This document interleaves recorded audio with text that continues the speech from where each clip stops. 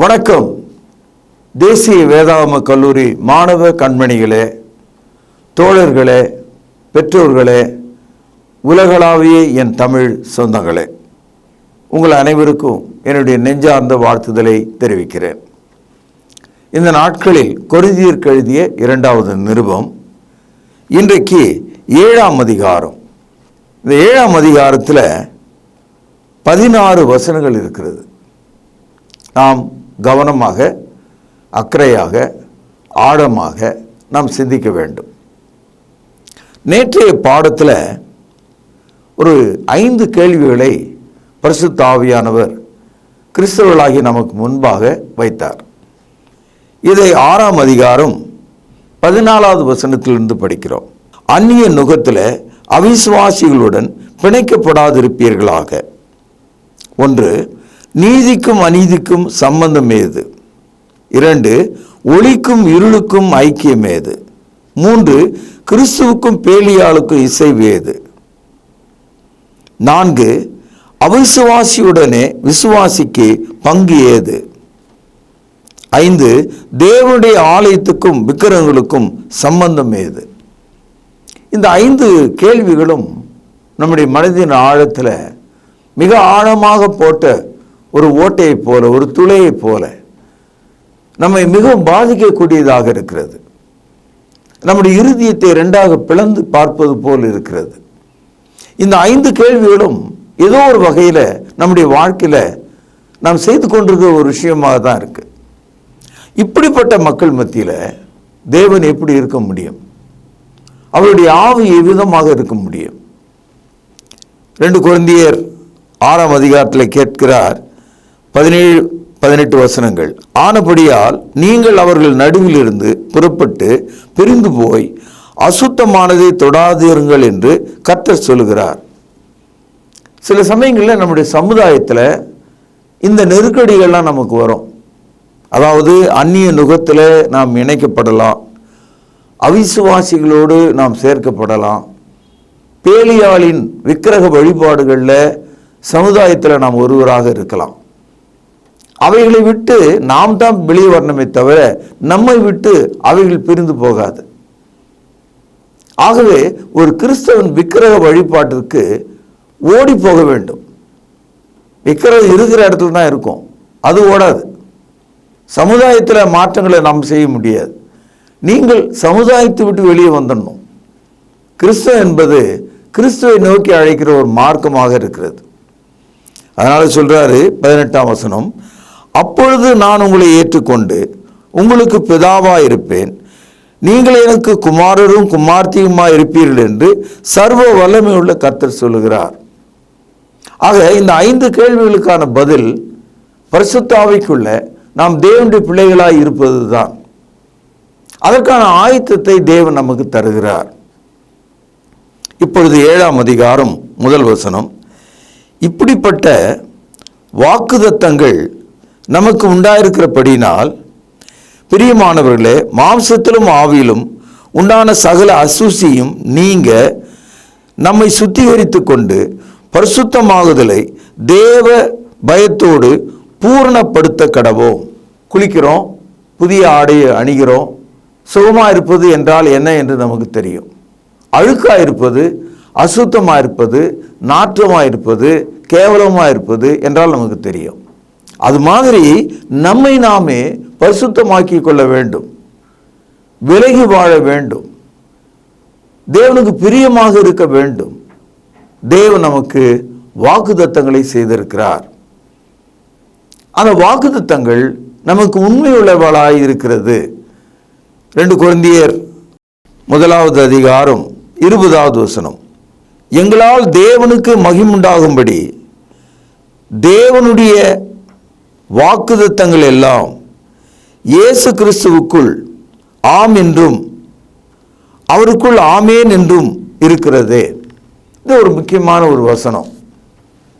இந்த வசனத்தில் தேவனுடைய வாக்குத்தத்தங்கள் பைபிளில் இருக்கிறது நமக்கு தெரியும். ஆனால் நமக்கு தேவன் கொடுத்த எந்த ஒரு வாக்குத்தத்தமும் ஒத்தரட்ட பிடிக்கல.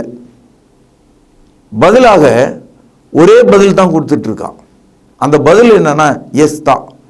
ஆங்கிலத்தில் எஸ்ன்னு சொன்னால் தமிழில் ஆம். ஆக கடவுள் மனம் மாறி தன்னுடைய வாக்குத்தத்தங்களை மாற்றி மாற்றி பேசுகிறவர் இல்லையா. எப்போதும் அவருடைய வார்த்தைகள் ஆம், ஆமேன் என்றுதான் இருக்கிறது. இப்படிப்பட்ட வாக்குத்தத்தங்களை தேவன் நமக்கு தந்திருக்கிறதுனால இந்த 5 வகையான தீமையிலிருந்து விலகி நாம் தேவனுடைய ஆலயமாக பரிசுத்தமாக்கப்பட்டவர்களாக அசுத்தம் நீங்கினவர்களாக நாம் இருக்க வேண்டும் என்று தேவன் நம்மை எதிர்பார்க்கிறார். கழுதை குட்டியும் குதிரை குட்டியும் பிறக்கும்போது முதல் சில மாதங்கள் பார்ப்பதற்கு ஒரே மாதிரி இருக்கும். ஆனால் கழுதை வேற குதிரை வேற, அது உங்களுக்கு தெரியும். காரணம் என்னன்னா, ஒரு குறிப்பிட்ட காலம் வரும்போது கழுதை குட்டியினுடைய மூக்கு வெளுக்கும், குதிரை குட்டியினுடைய மூக்கு கருக்கும்.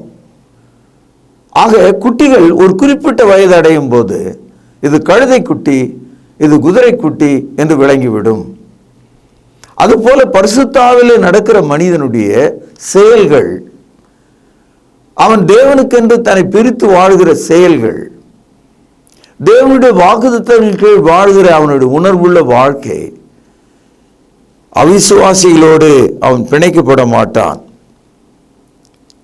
அநீதியோடு அவன் சம்பந்தப்பட மாட்டான், பேலியாளோடு அவன் ஐக்கியம் கொள்ள மாட்டான், விக்கிரகங்களோடு அவன் உறவு கொள்ள மாட்டான். இவைகள் வெளிரங்கமான அடையாளமாக இருக்கிறது. ஆகவே தேவனுடைய வாக்குத்தத்தங்கள் நமக்கு உண்டாயிருக்கிறது. ஒவ்வொரு கிறிஸ்தவரும் இதை புரிந்து கொள்ள வேண்டும். நாம் வளரும் சக்தியை, நாம் நன்றாக இருக்க வேண்டிய புஷ்டியை, போஜனத்தை கடவுள் நமக்கு தருவார். அவர் நம்மை பராமரிப்பார். அவர் நம்மை கைவிட மாட்டார். கோழி தன் குஞ்சுகளை கூட்டி சேர்ப்பது போல அவர் நம்மை கூட்டி சேர்த்துக் கொள்கிறார். உங்கள் இருதயம் கலங்காது இருப்பதாக நான் உங்களை திக்கற்றவர்களாய் விடேன், நான் உங்களிடத்தில் திரும்பி வருவேன், நான் வாழ்கிறேன், ஆகவே நீங்களும் வாழுங்கள் என்ற வாக்குத்தத்தங்கள் நமக்கு சொந்தமாக கொடுக்கப்பட்டிருக்கிறது. மத்தேயு 28ஆம் அதிகாரம் கடைசி வசனத்திலே வாசிக்கிறோம், இதோ உலகத்தின் முடிவு பரியந்தமும் நான் உங்களோடு கூட இருக்கிறேன் என்றார். ஆகவே கிறிஸ்துவனுடைய வாக்குத்தத்தங்கள் நேற்று அல்ல, இன்றல்ல, நாளையும் உலகத்தின் முடிவு பரியந்தமும் நம்மோடு இருப்பதாக நாம் படிக்கின்றோம். இப்பொழுது 2 கொரிந்தியர் 7ஆம் அதிகாரம் 10வது வசனம், தேவனுக்கேற்ற துக்கம் பின்பு மனசாபப்படுவதற்கு இடமில்லாமல் ரட்சிப்புக்கு ஏதுவான மனம் திரும்புதலை உண்டாக்குகிறது. லௌகீக துக்கமோ மரணத்தை உண்டாக்குகிறது. இந்த வசனத்தில் துக்கம் என்ற ஒரு வார்த்தையை நாம் படிக்கிறோம். ஆங்கிலத்தில் சாரோ, அதாவது துக்கம் என்பது மனதால் ஏற்பட்டு உடல் முழுதும் பரவி கண்கள் வழியாக நீராக பாய்கிறது. கண்களிலிருந்து தாரை தாரியாக தண்ணீர் வடியும் போது அந்த மனிதனுடைய இருதயமும் வெடித்து சிதறி இருக்கிறது என்று அர்த்தம். அவனுடைய உடல் முழுவதும் வேதனையில் இருக்கிறது என்று அர்த்தம். துக்கம் என்பது அதுதான். சாரோ என்ற ஒரு வார்த்தை. இயேசு கிறிஸ்து சிலுவைக்கு முன்னாலே கெத்செமனே தோட்டத்தில் அவர் மிகுந்த துக்கம் அடைந்தார். அப்பொழுது அவர் தரையில் அவருடைய முகம் படிந்து முகத்தில் உள்ள வேர்வை இரத்தத்தின் பெருந்துளிகளாக விழுந்தது என்று நாம் படிக்கிறோம். Sorrow can bring out your sweat as a blood drops.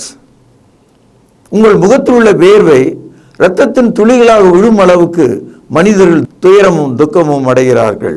இந்த வசனத்தில் 2 கொரிந்தியர் 7ஆம் அதிகாரம் 10வது வசனத்தில் 2 வகையான துக்கத்தை பற்றி பேசுகிறார். கடவுளுக்கு ஏற்ற துக்கம், உடலுக்கு ஏற்ற துக்கம், காட்லி சாரோ, பிசிக்கலி சாரோ. தேவனுக்கு ஏற்ற துக்கம், மாம்சத்திற்கு ஏற்ற துக்கம். உலகத்தில் கணவனை இழந்த மனைவியும் அவனுடைய குழந்தைகளும் அழுகிற காட்சி, அது மாம்சத்துக்குரிய லௌகீக துக்கம், உடலை சார்ந்த துக்கம். அது அந்த துக்கம் பிறகு கொஞ்ச நாள் பொறுத்து அவர்களுக்கு வியாதியையும் சில சமயத்தில் கணவர் இறந்தார் என்ற ஒரு காரணத்தினால மனைவியும் கூட இறந்து போவதையும் நாம் பார்க்கிறோம். மனைவி இறந்த துக்கத்தில் கணவன் இறந்து போவதை பார்க்கிறோம். நாம் அதை பாராட்டுகிறோம். ஆக லௌகீக துக்கத்தினுடைய முடிவு மரணம் என்று சொல்கிறார். நாம் அந்த பூமியை எவ்வளோதான் அழுது புரண்டாலும் உடலால், நீங்களும் அதே மாதிரி தான் முடிவடைய போறீங்க. ஆகவே மாம்சத்திற்கேற்ற துக்கம், லௌகீக துக்கம், the physical sorrow will end with another death. மரணத்தில் தான் முடிதான். துக்கத்தின் மேலே துக்கம் அடைகிற மனிதன் சாவிலே முடிகிறான். ஆனால் தேவனுக்கேற்ற துக்கம்னு ஒன்று இருக்கு. அது நாம் வாழ்கிற காலத்தில் தேவனுக்கு பிரியமாக இருக்கும்படி நம்முடைய மனதை மாற்றக்கூடிய ஒரு துக்கம்.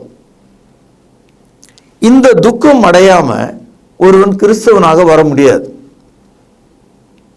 இளைய குமாரன், என் தகப்பன் வீட்டில் எவ்வளவோ உணவு இருக்கிறது, நான் பசியினால் சாகிறேன், என்னுடைய வீட்டில் உள்ள வேலைக்காரர்கள் திருப்தி உள்ளவர்களாக இருக்கிறார்கள், நானும் இங்கே பன்றிகளை மேய்த்து கொண்டிருக்கிறேன் என்று சொல்லி அவன் எழுந்து தகப்பன் வீட்டுக்கு ஓடுகிறான். தகப்பன் வீட்டுக்கு போன போது அவன் தகப்பனை பார்த்த உடனே ஒரு வார்த்தை சொன்னான். பரலோகத்தில் இருக்கிற தேவனுக்கும் உனக்கும் முன்பாக நான் பாவம் செய்தேன், உம்முடைய பிள்ளைகளில் ஒருவனாக இருக்க எனக்கு தகுதி இல்லை, உம்முடைய வேலைக்காரில் ஒருவனாக என்னை வைத்துக் கொள்ளும் என்று கேட்டான். அதாவது, I sinned against heaven, sinned against you, it is not worthy for me to be your child, please put me as one of your servant. எந்த அளவுக்கு அந்த மனிதனுடைய இருதயம் கண்ணீரால் நிறைந்திருக்கிறது, வேதனையால் நிறைந்திருக்கிறது, துக்கத்தால் நிறைந்திருக்கிறது என்று பாருங்கள். கடவுளுக்கு முன்பாகவும் மனிதனுக்கு முன்பாகவும், பரலோகத்திற்கு தேவனுக்கு முன்பாகவும் தகப்பனுக்கு முன்பாகவும் நான் பாவம் செய்தேன். இந்த அறிவுதான் தேவனுக்கு ஏற்ற துக்கம். தகுதியற்ற என்னை உம்முடைய மகனாக அல்ல, ஒரு வேலைக்காரனாக இடம் கெடுத்தால் கூட போதும் என்று தாழ்மையான ஒரு எண்ணம் உடையவனாக இருந்தான். அதுதான் தேவனுக்கு ஏற்ற துக்கம். நான் ஒரு பாவி என்று ஒப்புக்கொள்கிறானே, அதுதான் தேவனுக்கு ஏற்ற துக்கம். நான் ஒரு நீதிமான் நீங்க நினைச்சீங்கன்னா உங்களுக்கு தேவனுக்கு ஏற்ற துக்கம் வராது. When you count yourself, I am a sinner, you have a godly sorrow. தேவனுக்கு ஏற்ற துக்கம். சில பேர் தங்களுடைய சொந்த துக்கங்களை ஏதோ கடவுளுக்காக மனஸ்தாபப்பட்ட துக்கம் போல அவர்கள் நினைத்து விடுகிறார்கள். ஆபேலை கொன்ற காயின் அவன் செய்ய தவறு என்பது அவனுக்கு தெரியும். ஆனால் அவனுக்கு தேவனுக்கு ஏற்ற துக்கம் வரல. நான் செய்தது பாவம், என்னை மன்னியுங்கள் கடவுளே என்று அவன் கேட்கவில்லை. பார்வோன் கூட மோசேயின் இடத்துல தேவனை குறித்து சொன்னான். தேவன் இருக்கிறார் என்று கூட நம்பிட்டான் ஒரு கட்டத்தில். ஆனால் அவன் மனம் திரும்பல, தேவனுக்கு ஏற்ற துக்கம் கொள்ளலை. பார்வோன் அவ்விதமான ஒரு மனிதன். அதுபோல இயேசுவை காட்டி கொடுத்தானே யூதாஸ் காரியத்து, அவன் கூட நான் அவரை காட்டி கொடுத்தது தவறு என்று தான் சொன்னான். ஆனால் அவன் தேவனுக்கு ஏற்ற துக்கத்தை காண்பிக்கவில்லை. இந்த வரிசையில் ஒரு அழகான உதாரணத்தை நான் உங்களுக்கு காண்பிக்க விரும்புகிறேன். எபிரேயர் 12வது அதிகாரம் 16 முதல் சில வசனங்களை வாசிக்கிறேன். ஒருவனும் வேசி கள்ளனாகவும் ஒருவேளை போஜனத்துக்காக தன் சேஷ்டபுத்திர பாகத்தை விற்று போட்ட, கவனிங்கள், ஏசாவை போல சீர்கெட்டவனாக இராதபடிக்கு எச்சரிக்கையாயிருங்கள். ஆதியாகமம் 25ஆம் அதிகாரம் 33வது வசனத்தை நீங்கள் படித்தால், ஈசாக்கினுடைய 2 பிள்ளைகள் ஏசா, யாக்கோபு. ஏசா மூத்தவன், யாக்கோபு இளையவன். அக்காலத்தில் தேவன் குடும்பத்தினுடைய முதல் பிள்ளைகள் வழியாக தமது வார்த்தைகளை கொடுத்து கொண்டிருந்தார். குடும்ப தலைவர்கள் வழியாக தேவன் தமது வார்த்தையை வழங்கினார். யாக்கோபு இளையவனாக இருந்ததுனாலே அந்த வாய்ப்பு அவனுக்கு இல்லை. முதியவனாகிய ஏசாவுக்கு அந்த வாய்ப்பு இருந்தது. Because he was the eldest son. ஆனால் ஏசா ஒரு நாள் தன் தம்பி பயிற்றங்கூழை காய்ச்சி கொண்டிருக்கும் போது, எனக்கு பசியா இருக்கிறது, அதை கொடு என்று அவன் கேட்கிறான். அந்த வேளையில் யாக்கோபு என்ன கேட்கிறாரு, இந்த பாரு, நீ மூத்த பிள்ளைன்னு சொல்கிறல்ல இந்த வீட்டுக்கு, அந்த ஸ்தானத்தை எனக்கு கொடுத்துரு, நான் இந்த கூழை உனக்கு நான் தரேன் அப்படின்னு சொன்னார். நீங்களும் நானும் என்ன செஞ்சுருப்போம்?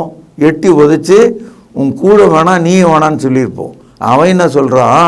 அந்த கூழு தான் எனக்கு முக்கியம், அதுதான் எனக்கு உயிரை கொடுக்கும், அது இல்லைன்னா நான் செத்தே போயிடுவேன், எனக்கு அந்த பயிற்றங்கூழை கொடு, எனக்கு இந்த சேஷ்டபுத்திர பாகம் தேவையில்லை, மூத்த மகனாக இருக்கிற அந்த பாக்கி எனக்கு தேவையில்லை, அதை நீ எடுத்துக்க அப்படின்னு சொல்லிட்டான். சீர்கெட்டவன் என்று வேதாகமும் அவனை அழைக்கிறது. ஏசா ஒரு சீர்கெட்டவன், தேவனுடைய கிருபையை உதைக்கிறவனாக இருந்தான்.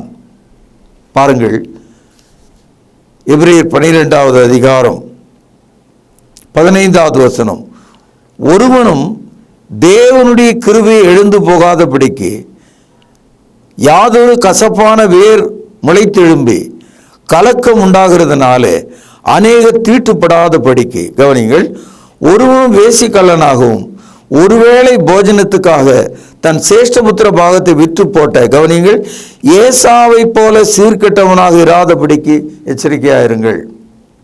இந்த மனிதன், இந்த ஏசா, பிறகு கண்ணீர் விட்டு நான் மனம் திரும்புகிறேன் என்று சொன்னான்.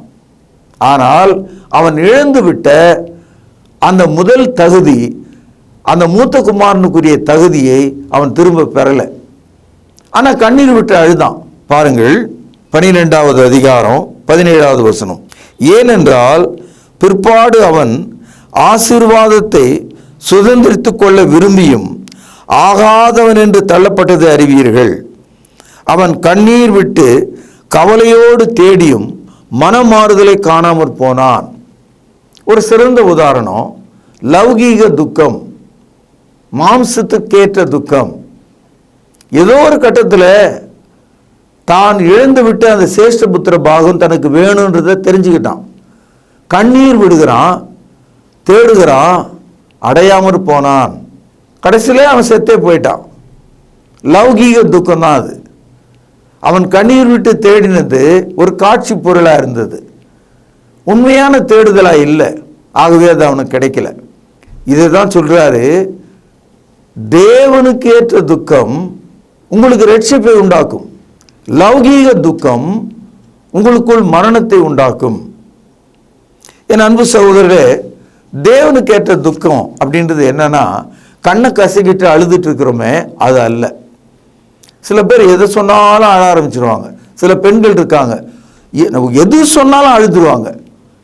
நமக்கே ரொம்ப பைத்தியம் பிடிக்கிற மாதிரி ஆகிடும். என்ன சொல்லிட்டோம், எதுக்காக இந்த அம்மா அழுகிறா, இந்த அவளுக்கு அதே வேலை தான், எது சொன்னாலும் பொக்குன்னு அழுதுருவாங்க.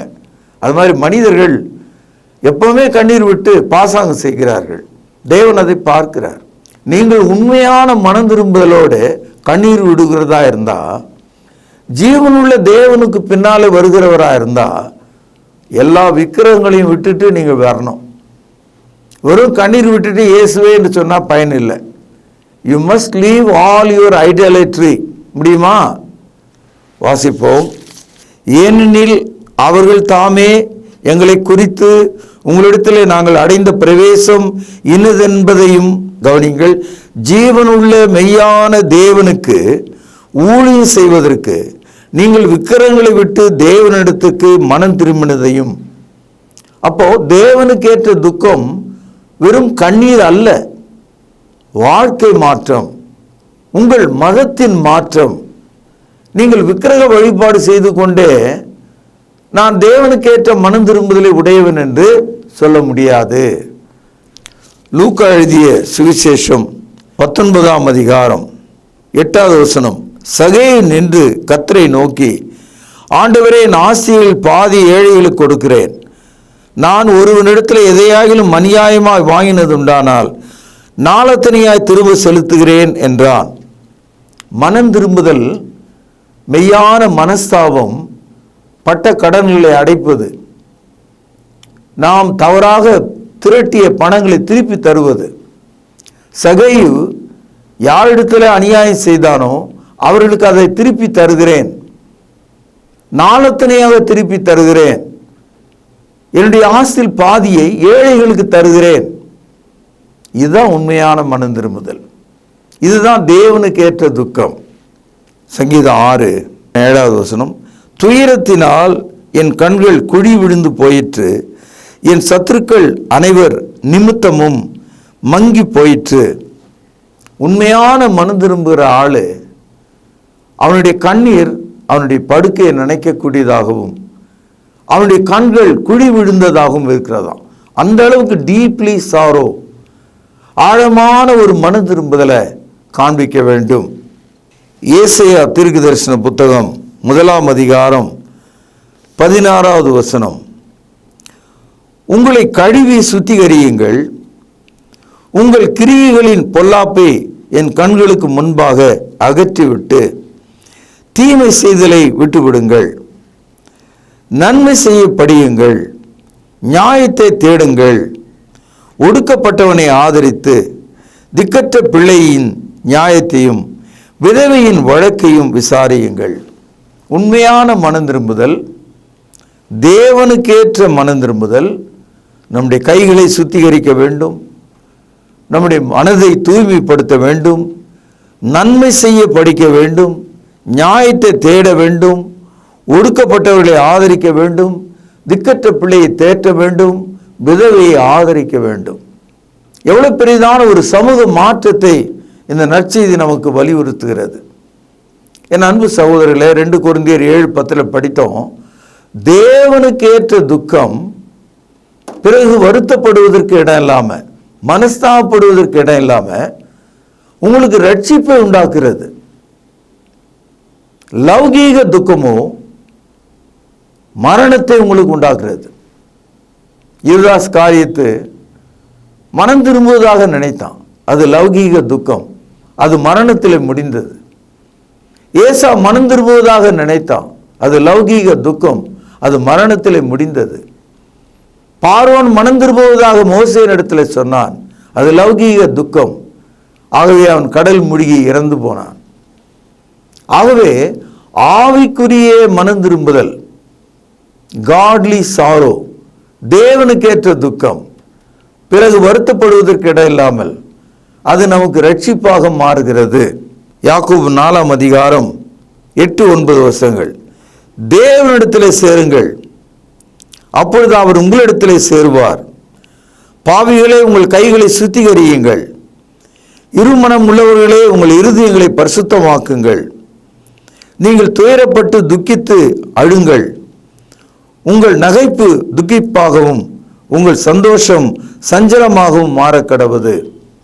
இதுதான் தேவனுக்கேற்ற துக்கம்.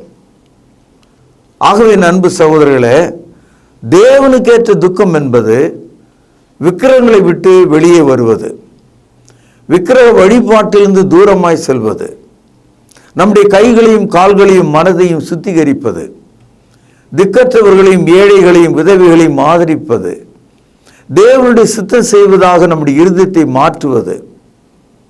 Godly sorrow works out salvation. தேவனுக்கேற்ற துக்கம் உங்களுக்கு ரட்சிப்பை உண்டாக்குறது. லௌகீக துக்கம், பூமிக்குரிய துக்கம், மாம்சத்துக்குரிய துக்கம் முடிவிலே மரணத்தை சந்திக்கிறது. இந்த உலகத்தில் மரிக்கிற எல்லா மனிதனும் ஒரு லௌகீக துக்கத்தின் கீழ் தான் சாகிறான். அவன் யாராக இருந்தாலும் சரி, மனிதன் இயற்கையாக சாகிறான் என்று நாம் நினைக்கும் போது அது உண்மைதான், இயற்கையில தான் அவன் சாகிறான். ஆனால் அவன் சாகும்போது அவனுடைய மனம் எப்படி இருக்குதுன்னா மாம்சத்துக்குரியதாக இருக்கிறது, லௌகீகத்துக்குரியதாக இருக்கிறது. Every dying man, he dies in the physical spirit, physical thoughts. ஆகவே என் அன்பு சகோதரர்களே, இந்த நாளில் நீங்கள் தேவனுக்கேற்ற துக்கம் உடையவர்களாக உங்கள் ரட்சிப்பை உறுதி செய்து கொள்ளும்படி இந்த வசனத்தினாலே உங்களை நான் ஆற்றி தேற்றுகிறேன். பிரார்த்தனை செய்வோம். பரலோகத்திலே வாசமாக இருக்கிற அற்புதமான தகப்பனே, மிக உறுதியான வாக்குத்தத்தங்கள் இயேசு கிறிஸ்துவுக்குள் ஆம் என்றும் ஆமேன் என்றும் இருக்கிறதுனாலே நாங்கள் தேவனுக்கேற்ற துக்கம் உடையவர்களாய் மாறி ரட்சிப்பை பெற்று பரிசுத்த வாழ்க்கை வாழ எங்களுக்கு உதவி செய்தருளும். கேட்ட நற்செய்தியை ஆசீர்வதியும். ஆண்டவர் இயேசுவின் நாமத்திலே ஜெபத்தை கேட்டருளும். ஜீவனுள்ள எங்கள் நல்ல பிதாவே, ஆமேன். தொடர்பு கொள்ள வேண்டிய முகவரி: திருமறை நேரம், 58 சர்ச் தெரு, குமரன் நகர், சென்னை 6,82,000. செல்போன் 9385500882. கர்த்தாவே, தேவர்களில் உமக்குப்பானவர் யார்? வானத்திலும் பூமியிலும் உமக்குப்பானவர் யார்?